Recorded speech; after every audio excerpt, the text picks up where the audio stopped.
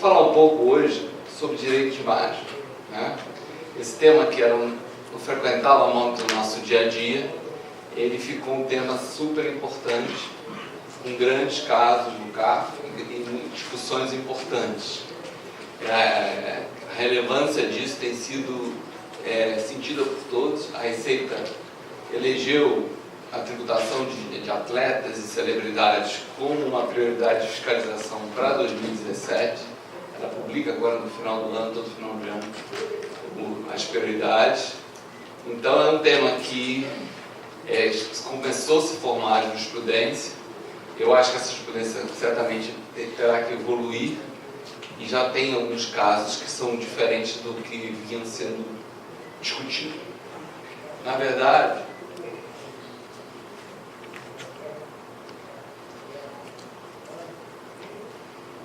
verdade, aqui eu cito um dos casos, o caso Neymar, é uma questão em que há várias... o atleta acaba recebendo de várias formas.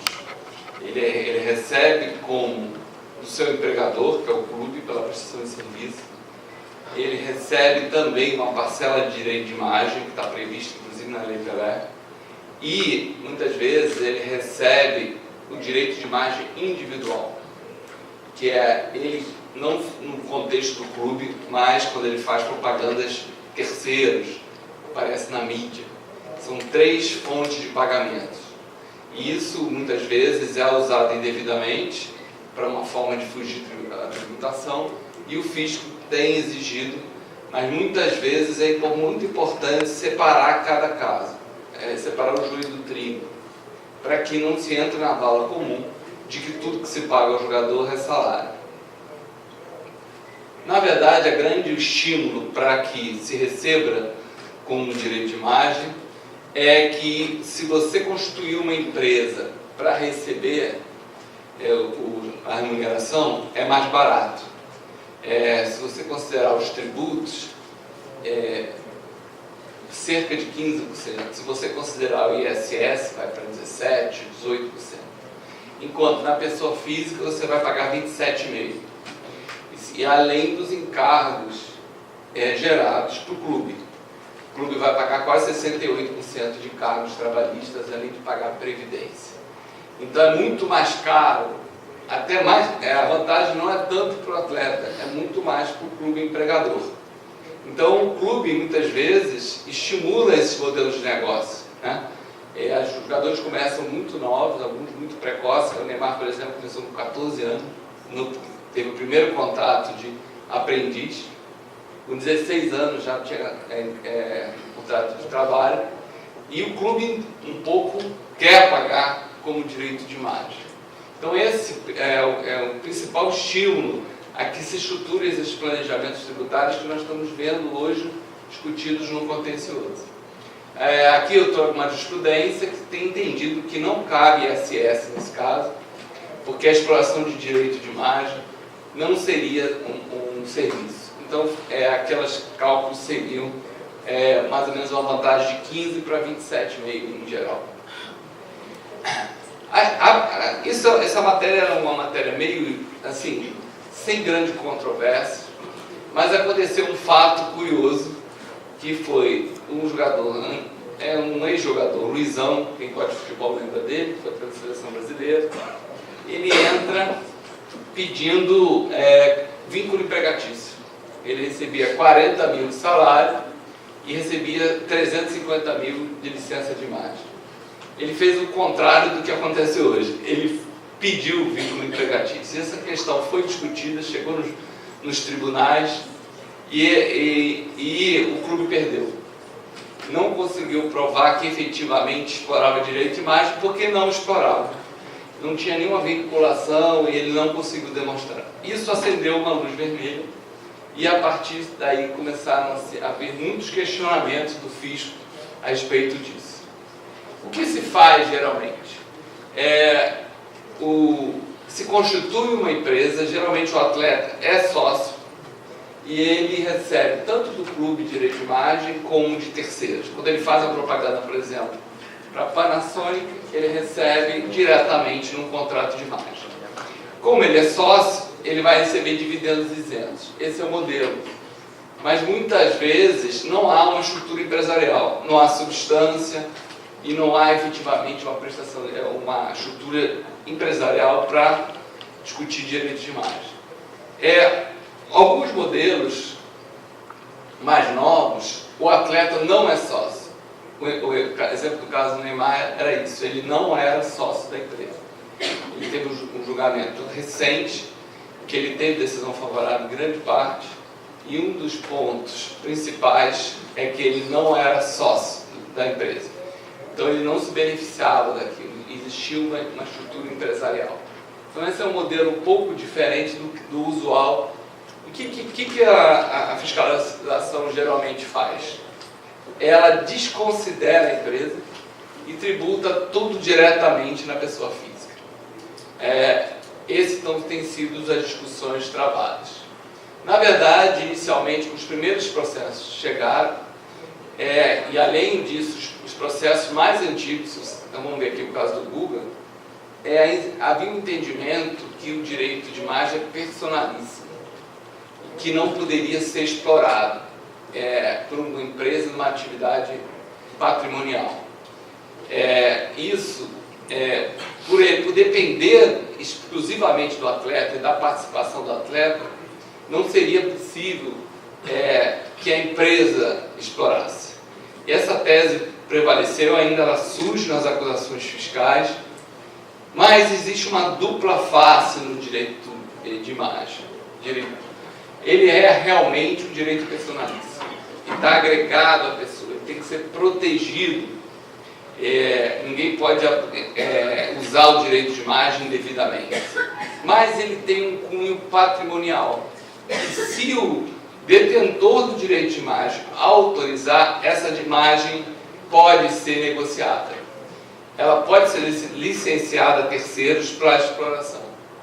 E essa exploração pode gerar reflexos patrimoniais. Há uma segregação e há uma possibilidade de exploração. O caso mais notório foi o caso do Pelé, que há quase 20 anos atrás, ele vendeu seus direitos de imagem para uma empresa americana, que explora o direito de imagem. Ele tem contratos, ele tem que ir lá tirar as fotos, mas ela lucra e paga a ele, e foi pagando ao longo do tempo essa exploração. Separou a imagem dele da exploração patrimonial da imagem. Existe dentro desse direito de imagem dois tipos de direito.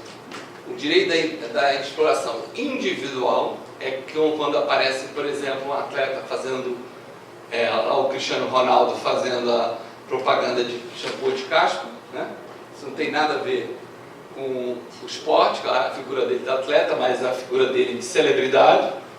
E tem o espetáculo, o patrocínio na camisa, os ingressos, a publicidade, que é um direito do clube. O clube quanto conjunto de jogadores. E esse direito, ele pode, além dele ter faturamento, ele reparte uma parte desse direito com os jogadores. Ali fala até 20%, a lei fala, que ele tem que repassar aos atletas. Então são duas coisas diferentes. Então nós vamos encontrar para o clube não interessa muito a publicidade do jogador individualizado. Geralmente ele quer divulgar o clube, o business dele é o clube, ele gera um conjunto de jogadores. Às vezes um jogador é o destaque, ele aparece mais, mas aparece sempre no conjunto. Já quando nós falamos de direito individual, é da figura individual do atleta, da celebridade. Existe uma lei específica que é diferente no segmento esportivo, tem um tratamento, uma legislação específica.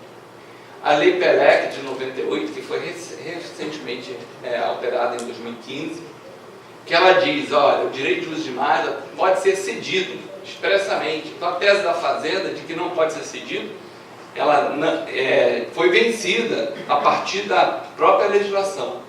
Mediante ajuste contratual de natureza civil, eu posso ceder contratualmente e em condições inconfundíveis com o contrato de trabalho. Isso aqui é bem importante. Uma coisa é o contrato de trabalho da prestação de serviço e outra coisa é o recebimento pelo direito de imagem. E ele estabelece que pode ser pago até 40% do valor da remuneração total. Alguns países, como a Espanha, é 15%. Como é que é no Brasil na realidade? É zero. Porque toda vez que se paga direito de imagem, o fisco diz que é salário. Então alguma coisa está errada. Porque a lei prevê que se pague separado do contrato de trabalho o direito de imagem. O que se precisa, e aqui nós vamos ver alguns exemplos, é melhorar a conexão da prova. Mostrar que efetivamente ele está recebendo, criar critérios de rateio, para mostrar que ele está recebendo a parcela que o clube se beneficiou no direito de imagem. Posteriormente, o Código Civil veio e previu que pode haver umas empresas, EIRELIs, para explorar a cessão de direitos patrimoniais do autor de imagem. A própria Receita editou uma MP, que não virou lei, que diz que pode haver uma tributação específica para a empresa que explora direito de imagem. É até mais rigorosa. Por que é importante essa MP? Eu cito ela aqui. Porque é o reconhecimento da própria Receita que eu posso explorar de maneira empresarial o direito de imagem. Se eu crio uma tributação pelo lucro presumido específica para ela, é um reconhecimento de que ela pode ser explorada de forma empresarial. E por fim, veio a Lei 11.196, que é praticamente um divisor de água. Nós vamos ver julgamentos do CARF antes dessa lei e depois dessa lei. Então, quando nós pegamos Ratinho, Filipão, o próprio Guga, são fatos geradores de 2001, 2002, 2003. E tem os posteriores, que foram julgados recentemente, Pato, Conca, Muricy, e tem um grupo grande aí, até o técnico do Palmeiras, se não me engano, também foi julgado. Então tem uma sequência que vão julgar depois da lei. Por que a lei é um divisor de água? Porque ela diz, ela é uma norma, geralmente está acostumada com norma antilesiva a favor do fisco. Ele cria uma exceção e veda uma hipótese de lacuna legal. Aqui é uma lei ao inverso. Ela diz ao fisco, se for direito personalíssimo, tem que tributar na pessoa jurídica. É uma regra antilesiva às avessas, protegendo o contribuinte da descaracterização que vinha ocorrendo em todos esses casos. Então ele diz, para fins fiscais e previdenciários, a prestação de serviço intelectual, artístico ou cultural, em caráter personalíssimo ou não, se sujeita tão somente à legislação aplicável das pessoas jurídicas, salvo se houver hipótese de fraude e desconsideração da personalidade jurídica, que são medidas excepcionais.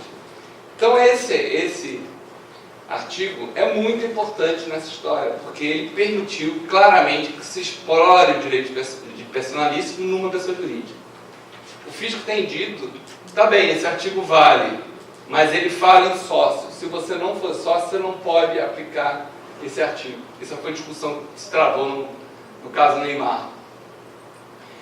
O Neymar não era sócio. Ora, se ele não é sócio, ele nem precisa dessa proteção dessa lei. Ele tem a própria Lei Pelé. Isso foi a decisão do CARF. A Lei Pelé já permitia um terceiro explorar direito de imagem, quando não é sócio. Essa aqui veio para um a mais. Olha, mesmo que quando você for sócio, você pode explorar na pessoa jurídica. Então, ali fala serviços intelectuais e culturais. Esse é outro ponto que o fisco discute. Mas atividade de imagem não é uma atividade nem intelectual nem cultural. Na verdade, o que se defende é que o direito de imagem é explorado pela celebridade. O fenômeno de mídia. Não é por ser simplesmente um atleta, é porque ele efetivamente é uma celebridade, é uma atividade cultural, se enquadraria perfeitamente nessa legislação citada anteriormente. Como é que são os litígios? O litígio basicamente o fisco diz, olha, é um direito personalíssimo da pessoa física, não há execução por empresa. Esse é o primeiro ponto. O objetivo da estrutura de planejamento é apenas economizar tributo. E a fiscalização tem desconsiderado as empresas. Alguns rápidos exemplos. O caso Guga.